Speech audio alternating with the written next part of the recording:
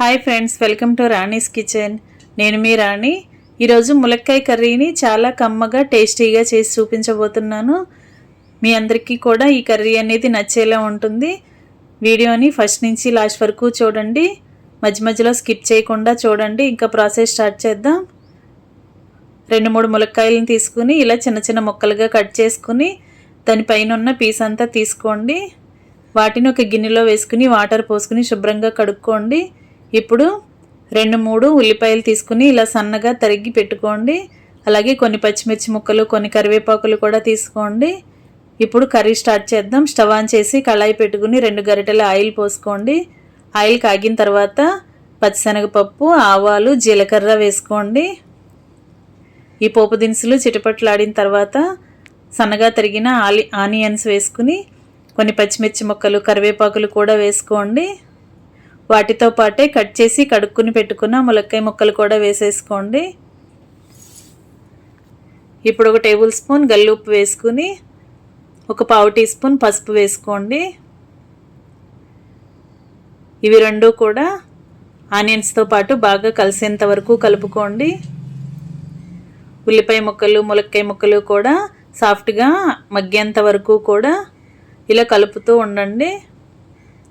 మూత పెట్టుకుని ఒక 5 నిమిషాలు బాగా మగ్గించుకున్నట్లయితే ములక్కాయ ముక్కలు, ఉల్లిపాయ ముక్కలు కూడా సాఫ్ట్గా వస్తాయి. ఈ విధంగా మగ్గించుకోండి. ఫ్లేమ్ని మీడియంలో పెట్టుకుని మాత్రమే ఈ ఆనియన్స్ని బాగా ఫ్రై చేసుకోండి. ఇప్పుడు ఒకసారి మూత తీసుకుని ఒకసారి గరిటెతో మొత్తాన్ని కూడా ఒకసారి కలుపుకోండి. ఇప్పుడు మీ ఘాటుకి తగ్గట్టుగా కారం యాడ్ చేసుకోండి. కారం అనేది నేను 3 టేబుల్ స్పూన్లు వేసానండి. మీరు మీ ఘాటుకి తగ్గట్టుగా యాడ్ చేసుకుని 1 గ్లాస్ వాటర్ పోసుకోండి. ములక్కాయ ముక్కలు, ఉల్లిపాయ ముక్కలు కూడా ములిగేంత వరకు వాటర్ పోసుకుని కరెక్ట్గా వాటిని ముక్కల్ని వాటర్లో సర్దుకోండి. కారం అంతా కర్రీకి కలిసేంత వరకు బాగా కలుపుకొని మూత పెట్టుకుని ఉడికించుకోండి. కర్రీ అనేది బాగా ఉడకాలి. ఆనియన్స్ బాగా మగ్గిపోయి మనం పోసిన వాటర్ అన్నీ కూడా ఎగిరిపోయి కర్రీ అనేది దగ్గరగా చిక్కగా రావాలండి, ముద్దగా రావాలి. అంతవరకు కూడా ఉడికించుకోండి. ఇప్పుడు ములక్కాయ పాలు కర్రీ అన్నాను కదా, 1 గ్లాస్ చిక్కటి పాలు పోసుకోండి. పచ్చి పాలైనా పోసుకోవచ్చు, కాసి చల్లార్చిన పాలైనా పోసుకోవచ్చు. పాలు పోసిన తర్వాత కర్రీని గరిటెతో అస్సలు కదపకూడదండి. అలా వదిలేసి మూత పెట్టుకుని ఫ్లేమ్ సిమ్లో పెట్టుకుని బాగా ఉడికించుకోవాలి. మధ్య మధ్యలో మూత తీసుకుని చూసుకుంటూ ఉడికించుకోండి. పాలు పోసిన తర్వాత కర్రీ అనేది చక్కగా వస్తుంది. ఇప్పుడు ఒకసారి గరిటెతో బాగా కలుపుకోండి. గ్రేవీ చిక్కబడేంత వరకు కూడా ఉడికించుకోండి. ఒకసారి గ్రేవీని టేస్ట్ చూసుకుని సాల్ట్ కనుక మీ టేస్ట్కి తగ్గట్టుగా లేకపోతే యాడ్ చేసుకోండి.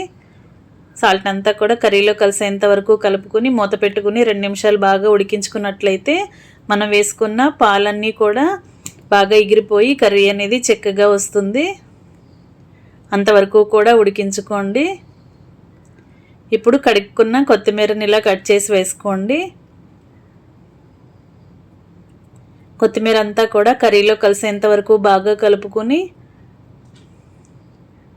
మూత పెట్టుకుని ఇంకొక 2 నిమిషాలు బాగా ఉడికించుకున్నట్లయితే కర్రీ అంతా కూడా చిక్కబడి ఆయిల్ అంతా పైకి రిలీజ్ అవుతూ ఉంటుందండి. ఈ టైంలో స్టవ్ ఆఫ్ చేసుకుని సర్వింగ్ బౌల్లోకి తీసుకుని ఫ్యామిలీకి సర్వ్ చేసుకోవటమే. Thanks for watching. నేను మీ రాణి.